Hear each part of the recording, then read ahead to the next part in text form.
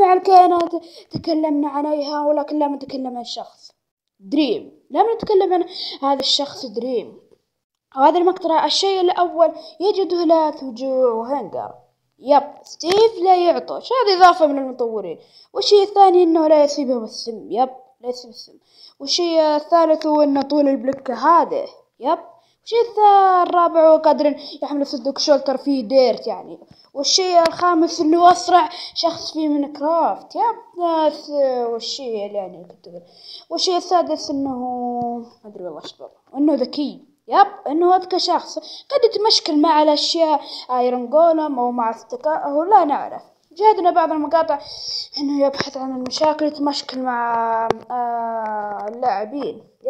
ده اللاعب دريم يملك مهارات عالية كالمهارة هذه. كما تعلمون أن دريم معروف دريم جميع معك. تعلم إنه وجهه ما أدري والله، وجهه ببطنه. تعلم إنه يواجه الهوبراين بالصراحة. وهذا اليوم راح نتكلم عن هذه الأشياء. هذا المقطع قصير بس أشكركم. الشيء السابع إنه قادر يصنع الآيتمات. والشيء الثامن هو إنه قادر يكسر البلكة من بعد. من بعد.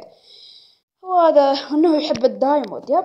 دريم هو من أكثر من يحب الدايموند. كذا يكون جاوبنا عن جميع الأسئلة. فلا تنسى اللايك والاشتراك، وقناة تشترك في القناة. مع السلامة.